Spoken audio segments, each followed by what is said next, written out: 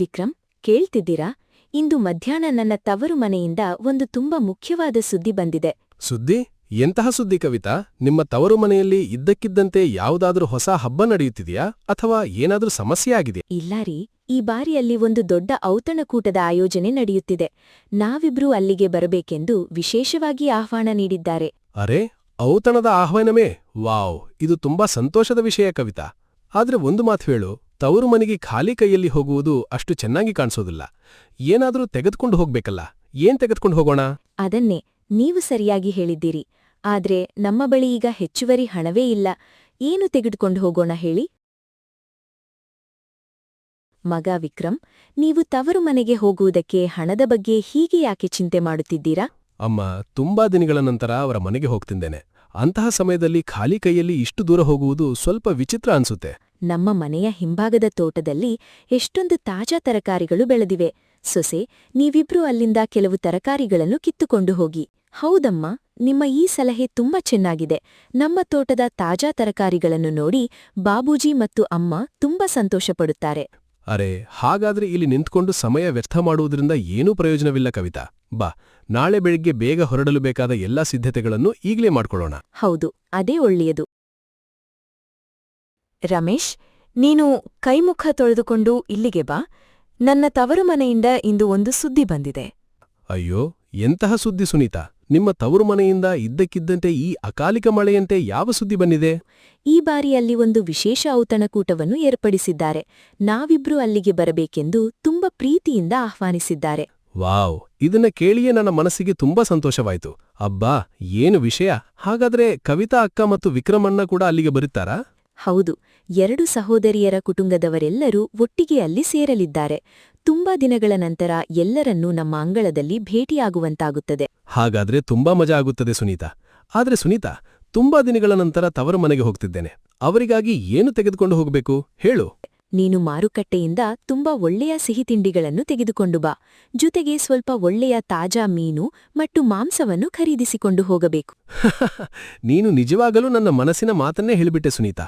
ಸರಿ, ನಾನು ಇಂದು ಸಂಜೆ ಮಾರುಕಟ್ಟೆಗೆ ಹೋಗಿ ಬೇಕಾದ ಎಲ್ಲಾ ಸಾಮಾನುಗಳನ್ನು ಚೆನ್ನಾಗಿ ಖರೀದಿಸಿಕೊಂಡು ಬರ್ತೇನೆ. ಸರಿ, ಹಾಗಾದ್ರೆ ತಡ ಮಾಡಬೇಡ. ಇಂದು ಎಲ್ಲಾ ಸಾಮಾನುಗಳನ್ನು ಒಟ್ಟುಗೂಡಿಸಿ ಸಿದ್ಧವಾಗಿ ಇಟ್ಟುಕೊಂಡರೆ ನಾಳೆ ಬೆಳಗ್ಗೆ ಬೇಗನೆ ನಾವು ದಾರಿಗೆ ಹೊರಡಬಹುದು. ಅರೇ ಕವಿತಾ ಮಗಳೇ, ಸುನೀತಾ ಮಗಳೇ, ಏನಾಯ್ತು? ನೀವೆಲ್ಲರೂ ಇಷ್ಟು ಬೆಳಗ್ಗೆ ಬೆಳಗ್ಗೆಯೇ ನನ್ನ ಅಂಗಳಕ್ಕೆ ಒಟ್ಟಿಗೆ ಬಂದುಬಿಟ್ಟಿದ್ದೀರಲ್ಲ? ಅಪ್ಪ, ನೀವು ಹೇಗಿದ್ದೀರಾ? ನಿಮ್ಮ ಈ ಔತಣದ ಸುದ್ದಿ ತಿಳಿದು ನಾವು ನಾಲ್ವರೂ ಬೇಗನೆ ಹೊರಟು ಬಂದೆವು. ಹೌದು ಅಪ್ಪ, ಅಕ್ಕ ಮತ್ತು ಭಾವನವರು ನಮಗೆ ದಾರಿಯ ತಿರುವಿನಲ್ಲಿ ಸಿಕ್ಕಿದರು. ನಂತರ ನಾವೆಲ್ಲರೂ ಒಟ್ಟಿಗೆ ಇಲ್ಲಿಗೆ ಬಂದೆವು. ಅಯ್ಯೋ, ನನ್ನಿಬ್ಬರು ಹೆಣ್ಣು ಮಕ್ಕಳನ್ನು ಹೀಗೆ ಒಂದೇ ಸಮಯದಲ್ಲಿ ಈ ಅಂಗಳದಲ್ಲಿ ನೋಡುತ್ತಿದ್ದಂತೆ ನನ್ನೀ ಮುದುಕ ಹೃದಯದ ಎಲ್ಲ ಆಯಾಸವೂ ಕ್ಷಣದಲ್ಲೇ ದೂರವಾಯಿತು ಮಕ್ಕಳೇ. ಅಮ್ಮ ಎಲ್ಲಿದ್ದಾರೆ ಅಪ್ಪ? ನಾವು ಬರುತ್ತಿರುವ ಸುದ್ದಿ ಅಮ್ಮನಿಗೆ ಮೊದಲೇ ತಿಳಿದಿರಲಿಲ್ಲವೇ? ಮನೆಯೊಳಗಿಂದ ಅವರ ಧ್ವನಿಯೇ ಕೇಳಿಸುತ್ತಿಲ್ಲ. ನಿಮ್ಮ ಅಮ್ಮ ಅಡುಗೆ ಮನೆಯಲ್ಲಿ ಔತಣದ ಊಟದ ಸಿದ್ಧತೆಗಳಲ್ಲಿ ಒಬ್ಬರೇ ತುಂಬಾ ಬ್ಯುಸಿಯಾಗಿದ್ದಾರೆ. ಬೆಳಗ್ಗಿನಿಂದಲೂ ಕೆಲಸದಲ್ಲಿ ತೊಡಗಿಕೊಂಡಿದ್ದಾರೆ. ಹಾಗಾದ್ರೆ ನಾವಿಲ್ಲಿ ನಿಂತುಕೊಂಡಿರುವುದಿಲ್ಲ ಅಪ್ಪ. ನಾವಿಬ್ರೂ ಅಮ್ಮನ ಬಳಿಗೆ ಅಡುಗೆ ಮನೆಗೆ ಹೋಗುತ್ತೇವೆ. ಅವರ ಕೆಲಸದಲ್ಲಿ ಕೈಜೋಡಿಸುತ್ತೇವೆ. ಹೌದು, ಆದ್ರೆ ನೀವಿಬ್ಬರೂ ತುಂಬಾ ದೂರದಿಂದ ನಡೆದುಕೊಂಡು ಬಂದಿದ್ದೀರಲ್ಲ ಮಕ್ಕಳೇ. ನೀವಿಬ್ಬರೂ ಮೊದಲು ಕೋಣೆಗೆ ಹೋಗಿ ಸ್ವಲ್ಪ ವಿಶ್ರಾಂತಿ ತೆಗೆದುಕೊಳ್ಳಿ. ಹೋಗಿ. ಅರೇ ವಾವ್, ನೀವಿಬ್ರೂ ಅಕ್ಕ ತಂಗಿಯರು ಯಾವಾಗ ಬಂದಿರಿ? ನನಗಂತೂ ಗೊತ್ತೇ ಆಗಲಿಲ್ಲ. ನಾವೀಗಷ್ಟೇ ಮನೆಗೆ ಬಂದೆವು ಅಮ್ಮ. ಅಪ್ಪ ಹೇಳಿದ್ರು ನೀನು ಅಡುಗೆ ಮನೆಯಲ್ಲಿ ಔತಣದ ತಯಾರಿಯನ್ನು ಒಬ್ಬಳೇ ಮಾಡುತ್ತಿದ್ದೀಯಂತೆ. ಅದಕ್ಕೆ ತಕ್ಷಣ ಇಲ್ಲಿಗೆ ಬಂದೆವು. ಹೌದು ಅಮ್ಮ, ನೀನೀಗ ಒಬ್ಬಳೇ ಇಷ್ಟು ಕಷ್ಟಪಡಬೇಡ. ಈ ಕುಡುಗೋಲು ಮತ್ತು ಮರದ ಸೌಟನ್ನು ಇನ್ನು ನಮ್ಮಿಬ್ಬರ ಕೈಗೆ ಕೊಡು. ನೀವಿಬ್ರೂ ತುಂಬಾ ದೂರದಿಂದ ಬಂದಿದ್ದೀರಲ್ಲ, ಇಂದು ನೀವಿಬ್ರೂ ಅಡುಗೆ ಕೆಲಸ ಮಾಡುವ ಅವಶ್ಯಕತೆಯಿಲ್ಲ. ವಿಶ್ರಾಂತಿ ತೆಗೆದುಕೊಳ್ಳಿ. ಅಮ್ಮ, ನೀವು ಹಾಗೆಲ್ಲ ಹೇಳಬೇಡ. ಗಂಡನ ಮನೆಗೆ ಹೋದ ಮೇಲೆ ವರ್ಷವಿಡೀ ಹಗಲು ರಾತ್ರಿ ಎನ್ನದೆ ಮನೆಯ ಕೆಲಸ ಮಾಡಲೇಬೇಕಾಗುತ್ತದೆ. ಹೌದು ಅಮ್ಮ, ಇಂದು ನಾವು ತವರು ಮನೆಗೆ ಬಂದಿದ್ದೇವೆ. ಹಾಗಾಗಿ ಅಮ್ಮನ ಕೆಲಸದಲ್ಲಿ ಕೈಜೋಡಿಸುವುದಕ್ಕೆ ನಮಗೆ ತುಂಬಾ ಸಂತೋಷವಾಗುತ್ತದೆ. ನೀವಿಬ್ರೂ ತುಂಬಾ ಮುದ್ದಿನ ಹೆಣ್ಣುಮಕ್ಕಳು. ಈಗ ಇಷ್ಟು ಹಠ ಮಾಡುತ್ತಿದ್ದೀರಲ್ಲ, ಹಾಗಾದ್ರೆ ಈ ತಾಜಾ ತರಕಾರಿಗಳನ್ನು ಕತ್ತರಿಸಲು ಕುಳಿತುಕೊಳ್ಳಿ. ಅಮ್ಮ, ನಾವು ನಮ್ಮ ಸಂಸಾರದ ವಿಷಯಗಳನ್ನು ಮಾತನಾಡುತ್ತಾ ಕೆಲಸ ಮಾಡೋಣ. ನೋಡುತ್ತಿರು, ಅಡುಗೆ ಯಾವಾಗ ಮುಗಿಯುತ್ತದೆಯೋ ನಮಗೆ ಗೊತ್ತೇ ಆಗುವುದಿಲ್ಲ. ಅಕ್ಕ ಹೇಳಿದ್ದು ಸರಿಯಾಗಿದೆ ಅಮ್ಮ. ಬಾ, ನಾವೆಲ್ಲರೂ ಮೂವರು ನಗುತ್ತಾ ಮಾತನಾಡುತ್ತಾ ಕೆಲಸ ಮಾಡೋಣ. ನಮ್ಮ ಸುಖದುಃಖದ ವಿಷಯಗಳನ್ನು ಹಂಚಿಕೊಳ್ಳೋಣ. ರಮೇಶಣ್ಣ, ಒಂದು ಮಾತು ಹೇಳಾ? ಇಂದು ಈ ಶಾಂತವಾದ ಕೆರೆಯ ದಡದಲ್ಲಿ ಕುಳಿತು ನನ್ನ ಮನಸ್ಸಿನಲ್ಲಿರುವ ಒಂದು ಹೊಸ ಆಸೆಯನ್ನು ನಿಮ್ಗೆ ಹೇಳ್ಬೇಕು ಅಂತ ಅನ್ಸ್ತಿದೆ. ಹೌದು, ಹೇಳಿ ವಿಕ್ರಮಣ್ಣ. ನಿಮ್ಮ ಮನಸ್ಸಿನಲ್ಲಿ ಮತ್ತೆ ಯಾವ ಹೊಸ ಆಲೋಚನೆ ಬಂದಿದೆ? ಏನಾದ್ರೂ ವಿಶೇಷ ಸಮಸ್ಯೆ ಇದೆಯಾ? ಅಥವಾ ಯಾವುದಾದ್ರೂ ಚಿಂತೆ ಕಾಡ್ತಿದ್ಯಾ? ಹೇಳಿ. ಹೌದು, ನನ್ನ ಬಳಿ ಇರುವ ಸ್ವಲ್ಪ ಉಳಿತಾಯದ ಹಣದಿಂದ ಈ ಬಾರಿ ಕೃಷಿಗಾಗಿ ಇನ್ನೂ ಸ್ವಲ್ಪ ಜಮೀನು ಖರೀದಿಸೋಣ ಅಂತ ಯೋಚಿಸ್ತಿದ್ದೇನೆ. ಏನಂತೀಯ? ಅರೇ ವಾಹ್, ನೀವು ತುಂಬಾ ಒಳ್ಳೆಯ ನಿರ್ಧಾರ ತೆಗೆದುಕೊಂಡಿದ್ದೀರಿ. ಸಾಧ್ಯವಾದಷ್ಟು ಬೇಗ ಇನ್ನೂ ಸ್ವಲ್ಪ ಜಮೀನು ಹೆಚ್ಚಿಸಿಕೊಳ್ಳುವುದು ಇಂದಿನ ಕಾಲದಲ್ಲಿ ಒಳ್ಳೆಯ ಕೆಲಸ. ಹೌದು ರಮೇಶಣ್ಣ, ಸುತ್ತಮುತ್ತ ಮಾರುಕಟ್ಟೆಯ ಪರಿಸ್ಥಿತಿ ಹೇಗೆ ಬದಲಾಗ್ತಿದೆ ಅನ್ನೋದು ನಿಮ್ಗೂ ಗೊತ್ತಿದೆ. ಹಾಗಾಗಿ ನಮ್ಮ ಬೆಳೆ ಬೆಳೆಯುವ ಜಮೀನು ಸ್ವಲ್ಪ ಹೆಚ್ಚಾಗಿರುವುದು ಅಗತ್ಯ. ನಿಮ್ಗೆ ಹೊಸ ಜಮೀನಿನ ದಾಖಲೆಗಳ ವಿಷಯದಲ್ಲಾಗಲಿ ಅಥವಾ ಹಣದ ವಿಷಯದಲ್ಲಾಗಲಿ ಏನಾದ್ರೂ ಕೊರತೆ ಬಂದ್ರೆ ಯಾವುದೇ ಸಂಕೋಚವಿಲ್ಲದೆ ನನ್ನ ಬಳಿ ಕೇಳಿ. ವಾವ್, ನಿಮ್ಮ ಈ ಉದಾರ ಮನಸ್ಸನ್ನು ನೋಡಿ ನನ್ನ ಧೈರ್ಯವೇ ಒಂದೇ ಕ್ಷಣದಲ್ಲಿ ದ್ವಿಗುಣವಾಯ್ತು ರಮೇಶಣ್ಣ. ಅರೆ, ನೀವ್ ಹೀಗೆಲ್ಲ ಮಾತನಾಡಿ ನನ್ನನ್ನು ಪರಕೀಯರಂತೆ ಮಾಡಬೇಡಿ. ನಾವಿಬ್ಬರೂ ಅಣ್ಣ ತಮ್ಮಂದಿರಂತೆ ಅಲ್ವೇ? ಹೌದು, ನಾವು ಸಂಬಂಧದಲ್ಲಿ ಸಾಳಂದಿರಾದರೂ ನೀವು ನನಗೆ ಸ್ವಂತ ದೊಡ್ಡಣ್ಣನಂತೆಯೇ. ನಾನು ಯಾವಾಗಲೂ ನಿಮ್ಮಿಂದ ದೊಡ್ಡಣ್ಣನಂತೆಯೇ ನಿಜವಾದ ಪ್ರೀತಿ ಮತ್ತು ನಂಬಿಕೆಯನ್ನು ಪಡೆದಿದ್ದೇನೆ ರಮೇಶಣ್ಣ. ಬನ್ನಿ ಅಣ್ಣ, ಈ ಕೆರೆಯ ತಂಪಾದ ಗಾಳಿಯನ್ನು ಆಸ್ವಾದಿಸುತ್ತಾ ನಮ್ಮ ಕೃಷಿಯ ಹೊಸ ಯೋಜನೆಗಳನ್ನು ಇನ್ನೂ ಚೆನ್ನಾಗಿ ಸಿದ್ಧಪಡಿಸೋಣ. ಬನ್ನಿ. ವಿಕ್ರಮಣ್ಣ, ಈ ಕೆರೆಯ ಸ್ವಚ್ಛವಾದ ನೀರಿನ ಕಡೆ ಕಣ್ಣುಬಿಟ್ಟು ಒಮ್ಮೆ ನೋಡಿ. ದಡದ ಸುತ್ತಲೂ ಎಷ್ಟು ದೊಡ್ಡ ದೊಡ್ಡ ಮೀನುಗಳು ಈಜಾಡುತ್ತಿವೆ ನೋಡಿ. ಹೌದು. ಅಯ್ಯೋ ದೇವ್ರೆ, ರಮೇಶಣ್ಣ, ನೀನ್ ಹೇಳಿದ್ದು ನಿಜ. ಈ ಮಳೆ ನೀರಿನಿಂದ ತುಂಬಿರುವ ಕೆರೆಯಲ್ಲಿ ಎಷ್ಟೊಂದು ವಿಧದ ತಾಜಾ ಮೀನುಗಳು ತುಂಬಿಕೊಂಡಿವೆ. ಅದೇ ಅಲ್ವೇ, ನಾವಿಬ್ಬರೂ ಈಗ ಮಧ್ಯಾಹ್ನದ ಊಟವನ್ನೇ ಬದಿಗಿಟ್ಟು ಈ ಕೆರೆಯ ತಾಜಾ ಮೀನುಗಳನ್ನು ಹಿಡಿಯಲು ಸಾಧ್ಯವಾದರೆ ತುಂಬಾ ಚೆನ್ನಾಗಿರುತ್ತೆ. ಏನಂತೀಯ ಅಂತ ಯೋಚನೆ ಮಾಡ್ತಾ ಯಾಕೆ ನಿಂತಿದ್ಯಾ ರಮೇಶಣ್ಣ? ಇನ್ನೂ ತಡ ಮಾಡಬೇಡ. ಬಾ, ನಾವಿಬ್ಬರೂ ತಕ್ಷಣ ಮನೆಗೆ ಹೋಗಿ ಒಂದು ದೊಡ್ಡ ಮೀನು ಹಿಡಿಯುವ ಬಲೆ ತೆಗೆದುಕೊಂಡು ಬರೋಣ. ಬಾ. ಅರೆ, ಮಗ ವಿಕ್ರಮ್, ಮಗ ರಮೇಶ್, ನೀವಿಬ್ಬರೂ ಸ್ನಾನ ಮಾಡಿ ನೇರವಾಗಿ ಕೋಣೆಗೆ ಹೋಗಿ ಊಟ ಮಾಡುವ ಬದಲು ಹೀಗೆ ಒಂದೇ ಬಟ್ಟೆಯಲ್ಲಿ ಅವಸರವಾಗಿ ಎಲ್ಲಿಗೆ ಹೊರಟಿದ್ದೀರಿ? ನಮ್ಮ ಈ ಕೆರೆಯ ನೀರಲ್ಲಿ ತುಂಬಾ ಮೀನುಗಳು ಈಜಾಡುತ್ತಿವೆ. ದಯವಿಟ್ಟು ನಮಗೆ ಒಂದು ಮೀನು ಹಿಡಿಯುವ ಬಲೆ ತೆಗೆದುಕೊಡಿ. ಅಯ್ಯೋ, ನೀವು ಮೊದಲು ಆರಾಮವಾಗಿ ಕುಳಿತು ಮಧ್ಯಾಹ್ನದ ಊಟವನ್ನು ಮುಗಿಸಿಕೊಳ್ಳಿ ಮಕ್ಕಳೇ. ಆಮೇಲೆ ಇಬ್ಬರು ಮನಸ್ಸಾರೆ ಕೆರೆಗೆ ಹೋಗಿ ಮೀನು ಹಿಡಿಯಿರಿ. ಇಲ್ಲಪ್ಪ, ನಾವೀಗ ಊಟ ಮಾಡುವುದಿಲ್ಲ. ಅಷ್ಟು ತಾಜಾ ಮೀನುಗಳು ಈಜಾಡುತ್ತಿರುವುದನ್ನು ನೋಡಿದ ಮೇಲೆ ನಮಗೆ ಮೀನು ಹಿಡಿಯುವ ಆಸೆ ತುಂಬಾ ಹೆಚ್ಚಾಗಿದೆ. ಅಯ್ಯೋ, ನೀವಿಬ್ಬರೂ ಅಳಿಯಂದಿರು ಕೇಳಿದ ಮಾತು ಕೇಳುವ ಹಾಗೆ ಕಾಣುವುದಿಲ್ಲ. ಹಾಗಾದ್ರೆ ಮಾತು ಬೆಳೆಸುವುದರಿಂದ ಏನೂ ಪ್ರಯೋಜನವಿಲ್ಲ. ತಗೊಳ್ಳಿ, ಕೋಣೆಯ ಮೂಲೆಯಲ್ಲಿ ಇಟ್ಟಿರುವ ಈ ಹತ್ತಿಯ ಬಲೆಯನ್ನು ತೆಗೆದುಕೊಂಡು ಹೋಗಿ. ಅಯ್ಯೋ ಹೌದು, ಹೋಗಿ ನಿಮ್ಮ ಆಸೆಯನ್ನು ಈಡೇರಿಸಿಕೊಳ್ಳಿ. ಸುನೀತಾ, ಮಧ್ಯಾಹ್ನ ಕಳೆದುಹೋಯಿತು. ಈಗ ಸಂಜೆಯ ನೆರಳು ಬೀಳಲು ಶುರುವಾಗಿದೆ ತಂಗಿ. ಆದ್ರೆ ಅವರಿಬ್ಬರೂ ಇನ್ನೂ ಕೆರೆಯಿಂದ ವಾಪಸ್ ಬಂದಿಲ್ಲ. ಹೌದು ಅಕ್ಕ, ನನ್ಮನಸ್ಸಿನಲ್ಲೂ ತುಂಬ ಚಿಂತೆ ಆಗ್ತಿದೆ. ಎಲ್ಲಾದ್ರೂ ಅವರಿಬ್ಬರಿಗೂ ಕೆರೆಯ ಆ ಆಳವಾದ ನೀರಿನಲ್ಲಿ ಏನಾದ್ರೂ ತೊಂದರೆ ಆಗಿದೆಯೇನೋ? ನೀವಿಬ್ಬರೂ ಅಕ್ಕ ತಂಗಿಯರು ಜಗುಲಿಯ ಮೂಲೆಯಲ್ಲಿ ನಿಂತುಕೊಂಡು ದಾರಿಯ ಕಡೆ ಹೀಗೆ ಮುಖಸಪ್ಪಗೆ ಮಾಡ್ಕೊಂಡು ಯಾಕೆ ನೋಡ್ತಿದ್ದೀರಿ? ಅಮ್ಮ, ನಿಮ್ಮಿಬ್ಬರೂ ಅಳಿಯಂದಿರು ಕೆಸರಿನಿನ್ನ ತುಂಬಿದ್ದ ದೇಹದೊಂದಿಗೆ ಮಧ್ಯಾಹ್ನ ಕೆರೆಯ ದಡಕ್ಕೆ ಸ್ನಾನ ಮಾಡಲು ಹೋಗಿದ್ದರು. ಆದರೆ ಇನ್ನೂ ಅವರ ಬಗ್ಗೆ ಯಾವುದೇ ಸುದ್ದಿಯಿಲ್ಲ. ಹೌದು ಅಮ್ಮ, ನೀವು ಅವರಿಬ್ಬರನ್ನು ಕೆರೆಯ ಕಡೆಗಾಗಲಿ ಅಥವಾ ಹೊಲದ ಯಾವುದಾದರೂ ಮೂಲೆಯಲ್ಲಾಗಲಿ ಬೇರೆ ಕೆಲಸ ಮಾಡುತ್ತಿರುವುದನ್ನು ನಿಮ್ಮ ಕಣ್ಣಾರೆ ನೋಡಿದ್ದೀರಾ? ನೀವು ಈ ವಿಷಯದ ಬಗ್ಗೆ ಚಿಂತೆ ಮಾಡಬೇಡಿ. ನಾನು ಸ್ವತಃ ನಿಂತುಕೊಂಡು ನೋಡಿದ್ದೇನೆ. ಅವರಿಬ್ಬರೂ ಅಪ್ಪನಿಂದ ದೊಡ್ಡ ಬಲೆಯನ್ನ ತೆಗೆದುಕೊಂಡು ಕೆರೆಗೆ ಹೋಗಿದ್ದಾರೆ. ಇದೇನು ಅಮ್ಮ, ಮಧ್ಯಾಹ್ನದ ಊಟವನ್ನೂ ಮಾಡದೆ ಇಷ್ಟು ಬಿಸಿಲಿನಲ್ಲಿ ಕೆರೆಯ ತಣ್ಣನೆಯ ನೀರಿನೊಳಗೆ ಇಳಿದು ಮೀನು ಹಿಡಿಯಲು ಹೋಗಿದ್ದಾರಾ? ಅಕ್ಕ, ಅವರಿಬ್ಬರೂ ನೀರಿನೊಳಗೆ ಮೀನುಗಳ ಹಿಂದೆ ಬಿದ್ದು ಮಕ್ಕಳಂತೆ ಆಟವಾಡುತ್ತಿದ್ದಾರೆ. ಬಾ, ನಾವಿಬ್ಬರೂ ಈಗಲೇ ಕೆರೆಯ ದಡಕ್ಕೆ ಹೋಗೋಣ. ನೀವಿಬ್ಬರೂ ಅಕ್ಕ ತಂಗಿಯರು ಕೆರೆಯ ದಡಕ್ಕೆ ಹೋಗಿ ಅವರಿಬ್ಬರೂ ಎಷ್ಟು ದೊಡ್ಡ ಮೀನು ಹಿಡಿದಿದ್ದಾರೆ ಅಂತ ನೋಡಿ ಬನ್ನಿ. ನಾನು ಮನೆಯೊಳಗಿನ ಔತಣದ ಉಳಿದ ಕೆಲಸಗಳನ್ನು ಮುಗಿಸುತ್ತೇನೆ. ಇದೇನು ಮಕ್ಕಳಾಟ ವಿಕ್ರಮ್, ನೀವಿಬ್ಬರೂ ಮಧ್ಯಾಹ್ನದ ಊಟವನ್ನೇ ಬಿಟ್ಟು ಈ ಸಂಜೆಯ ಸಮಯದಲ್ಲಿ ಕೆರೆಯ ತಣ್ಣನೆಯ ನೀರಿನಲ್ಲಿ ಇಳಿದು ಏನು ಬೇಟೆ ಮಾಡಲು ಕುಳಿತಿದ್ದೀರಿ? ಹೌದು ಅಕ್ಕ, ನೀನ್ ಹೇಳಿದ್ದು ಸರಿಯಾಗಿದೆ. ರಮೇಶ್, ನಿನ್ನೀ ಬುಟ್ಟಿಯೊಳಗೆ ಎಷ್ಟು ವಿಧದ ತಾಜಾ ರೋಹು ಮತ್ತು ಕಟ್ಲಾ ಮೀನುಗಳು ಒದ್ದಾಡುತ್ತಿವೆ ನೋಡಿ. ಅರೇ ಸುನೀತಾ, ಅರೆ ಬನ್ನಿ, ನೀವಿಬ್ಬರು ಅಕ್ಕ ತಂಗಿಯರು ಕೆರೆಯ ದಡಕ್ಕೆ ಸರಿಯಾದ ಸಮಯಕ್ಕೆ ಬಂದಿದ್ದೀರಿ.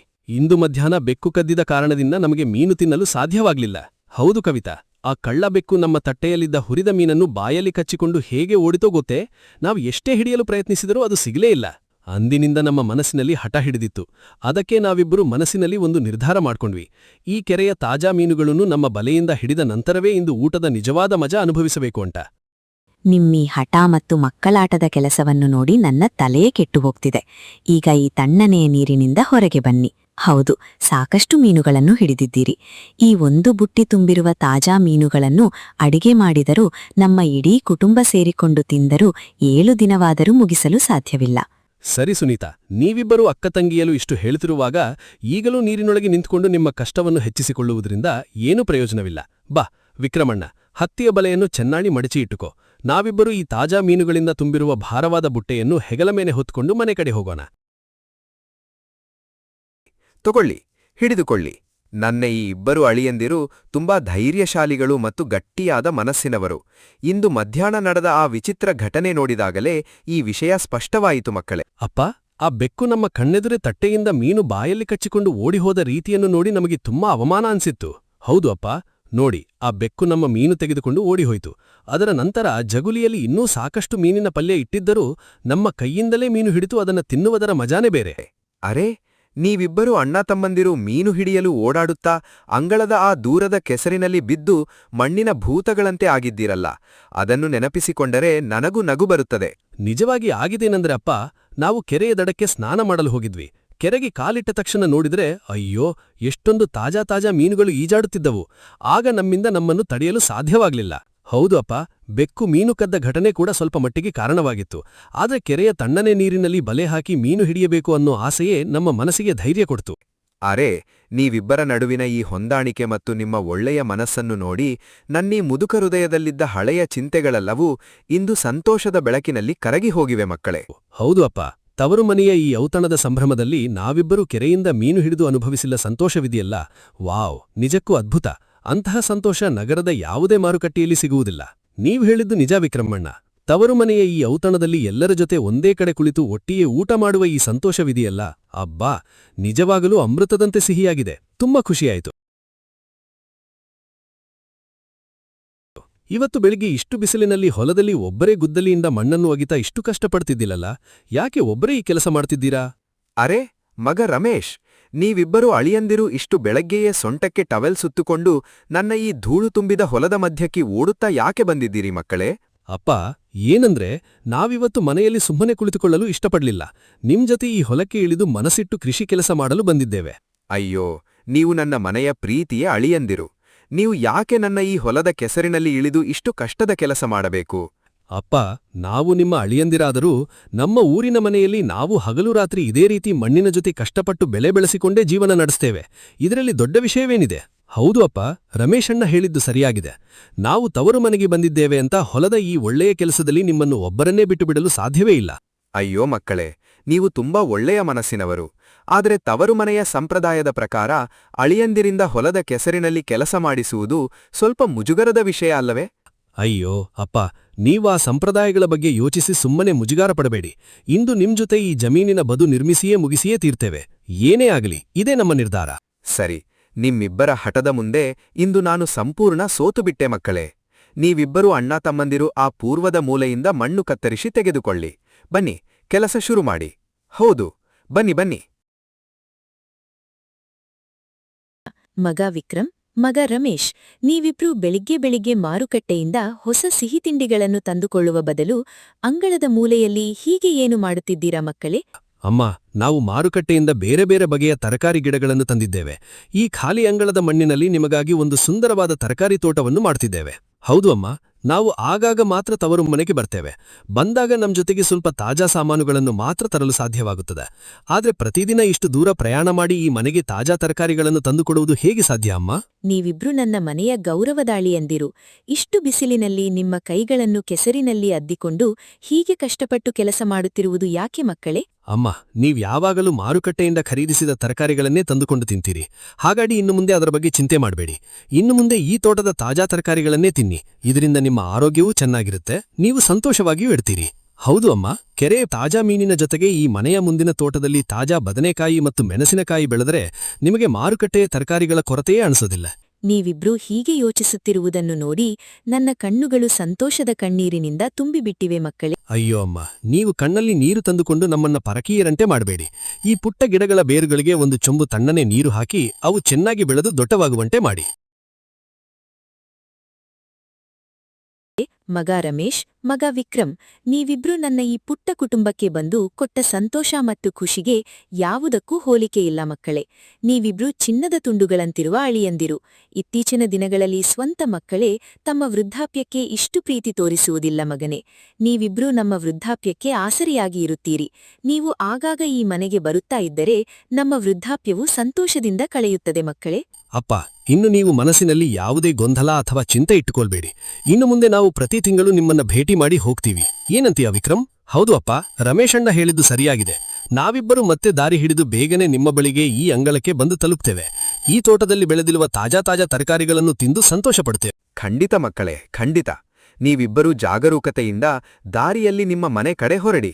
ಮೇಲಿರುವ ದೇವರು ನಿಮ್ಮ ಈ ಸುಂದರ ಕುಟುಂಬವನ್ನು ಸದಾ ಸಂತೋಷ ಮತ್ತು ಶಾಂತಿಯಿಂದ ಇರಿಸಲಿ. ಹೌದು ಅಪ್ಪ, ಆಶೀರ್ವಾದ ಮಾಡಿ. ನಾವು ಹೊರಡ್ತೀವಿ. ಅಮ್ಮ, ನೀವು ನಿಮ್ಮ ಆರೋಗ್ಯವನ್ನು ಚೆನ್ನಾಗಿ ನೋಡಿಕೊಳ್ಳಿ ಮತ್ತು ಈ ತೋಟದ ತರಕಾರಿಗಳನ್ನು ಪ್ರತಿದಿನ ತಪ್ಪದೇ ತಿಂತೀರಿ, ಸರಿಯಾ? ಹೌದು ಅಪ್ಪ, ಆಶೀರ್ವಾದ ಮಾಡಿ. ನಾವು ಹೊರಡ್ತೀವಿ. ಬಾ ವಿಕ್ರಮಣ್ಣ, ಕತ್ತಲಾಗುವ ಮುಂಚೆಯೇ ನಾವು ದಾರಿಯಲ್ಲಿ ಹೊರಟು ಬಿಡಬೇಕು. ಕವಿತಾ ಮತ್ತು ಸುನೀತಾ, ನೀವಿಬ್ಬರೂ ನಿಧಾನವಾಗಿ ಮುಂದೆ ನಡೆಯಿರಿ. ಈ ವಿಡಿಯೋ ನಿಮ್ಗೆ ಇಷ್ಟವಾಗಿದ್ದರೆ ವಿಡಿಯೋಗೆ ಒಂದು ಲೈಕ್ ಕೊಡಿ, ಎನ್ಎನ್ ಹಳ್ಳಿಕಥೆ ಚಾನೆಲ್ ಅನ್ನು ಸಬ್ಸ್ಕ್ರೈಬ್ ಮಾಡಿ ಮತ್ತು ನಿಮ್ಮ ಊರಿನ ಹೆಸರನ್ನು ಕಮೆಂಟ್ನಲ್ಲಿ ತಿಳಿಸಿ. ಮತ್ತೊಂದು ಹೊಸ ವಿಡಿಯೋದಲ್ಲಿ ಸಿಗೋಣ. ನಮಸ್ಕಾರ.